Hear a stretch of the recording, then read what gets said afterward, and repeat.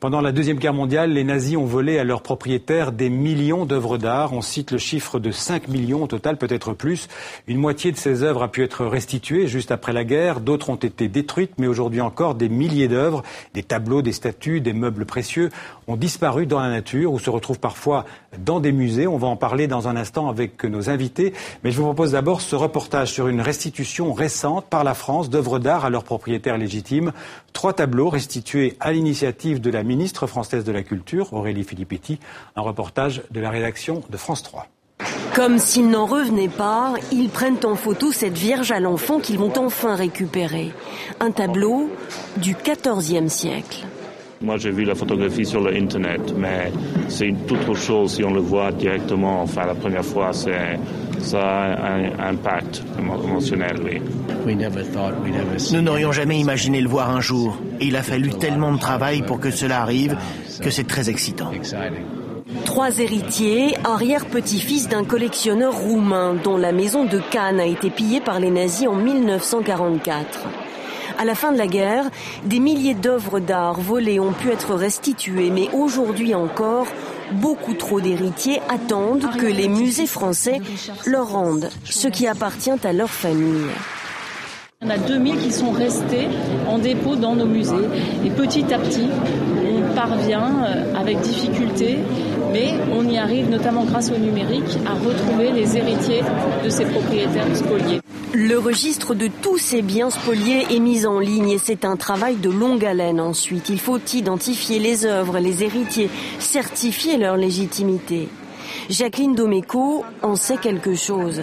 Il lui a fallu 2 ans pour pouvoir récupérer ce paysage d'un peintre flamand volé en 1943 à son grand-père. Obtenir un tableau, c'est pas obtenir un tableau.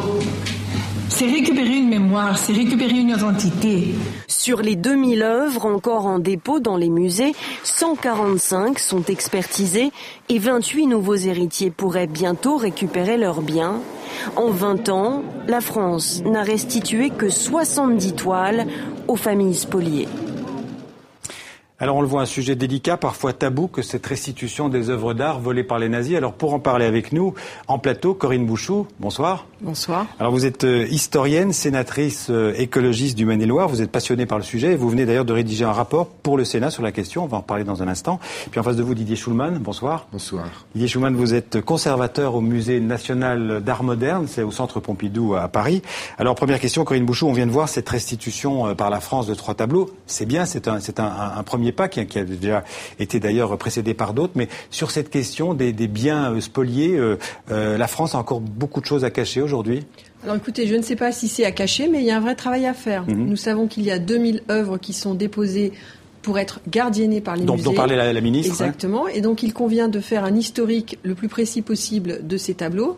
Et ma position est qu'il convient de faire quelque chose de plus actif pour trouver les propriétaires.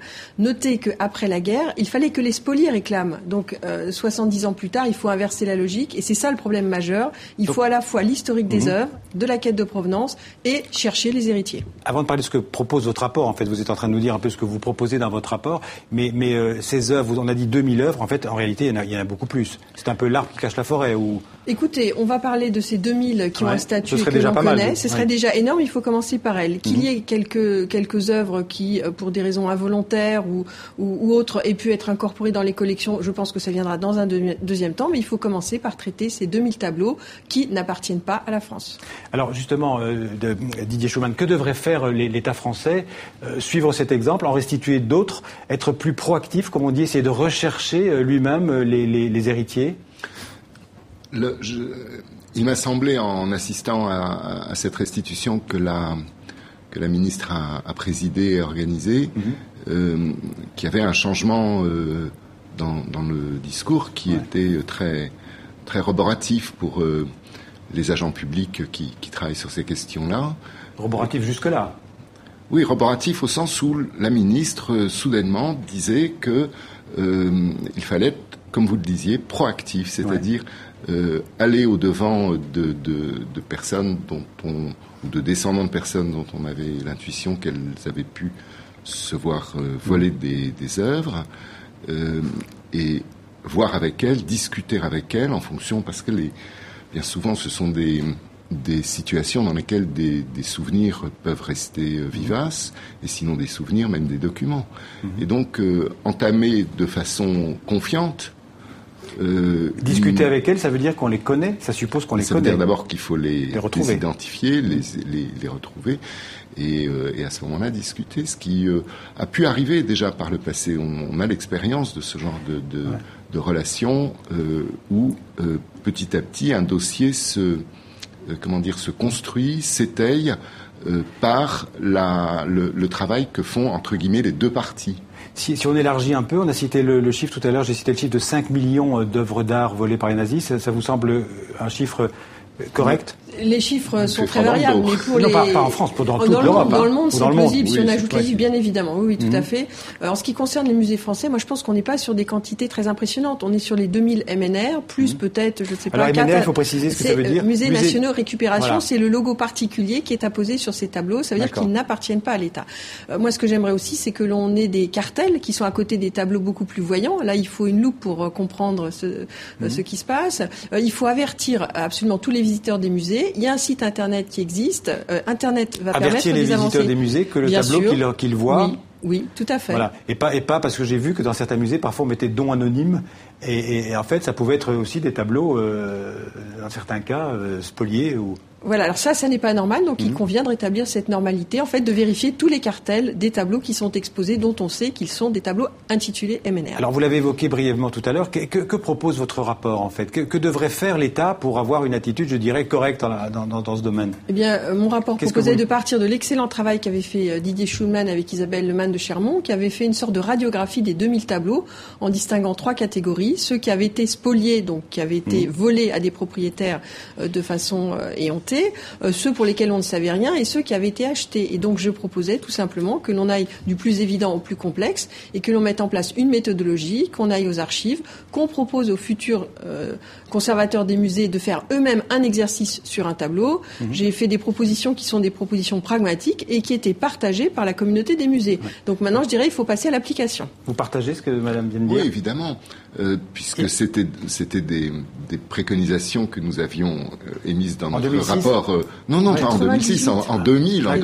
En 2000. Donc je me réjouis de voir que les choses avancent et qu'il faut être plusieurs pour enfoncer le clou. Ces recherches sont complexes, mais elles sont possibles, elles exigent des moyens. Didier Schulman, est-ce qu'il y a encore beaucoup d'œuvres volées aujourd'hui dans les musées français?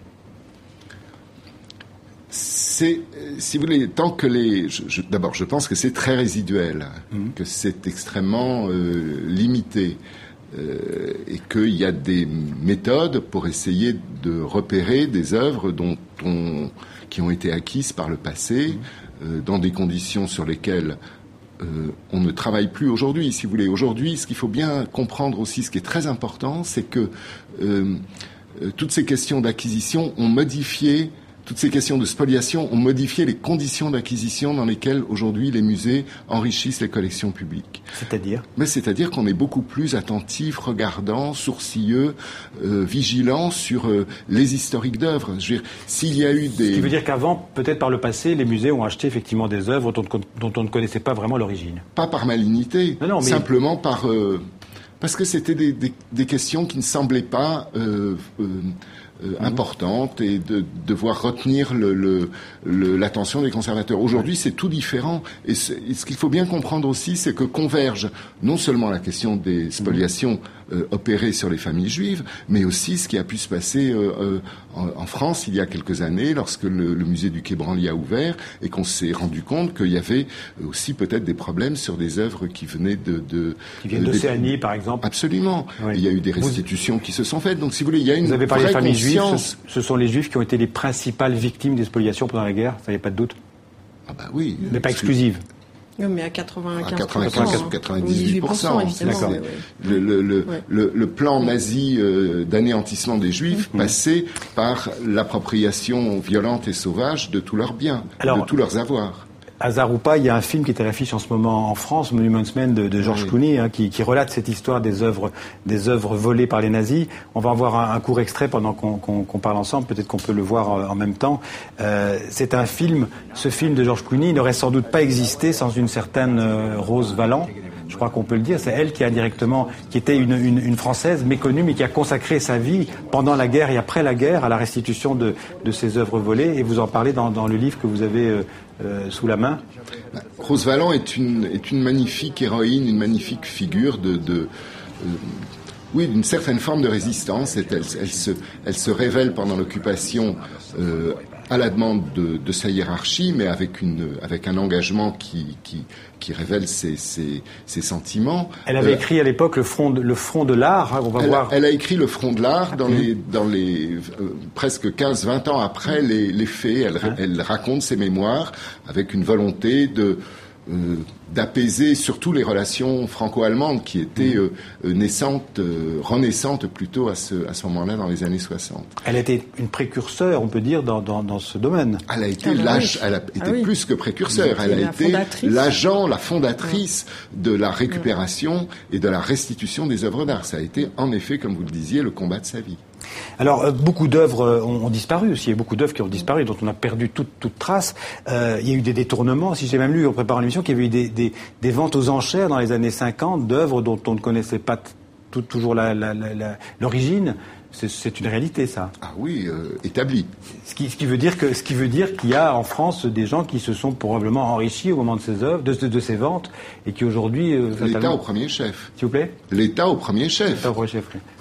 Ces ventes ont été organisées à la fin des années 40 et début des années 50, dans une situation budgétaire assez déprimée, sur pression du ministère des Finances, une fois que 45 000 œuvres avaient été restituées. Il en restait un gros paquet et l'administration des domaines a procédé à des ventes qui se sont déroulées assez rapidement et qui ont écoulé, en effet, environ 12 000 objets. Ouais. Pas nécessairement des chefs-d'œuvre. Ouais.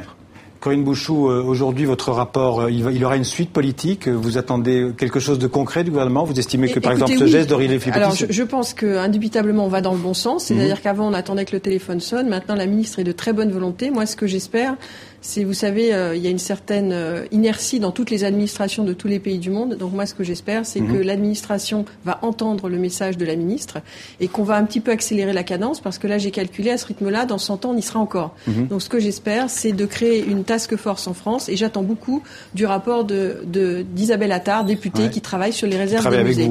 Alors elle a pris le relais à l'Assemblée nationale, elle va aller aux États-Unis, et là, j'attends beaucoup de ce qu'elle va trouver, elle. Le ministère, l'administration et les musées aussi, qui vont collaborer à cette... Mais les musées sont un segment de l'administration.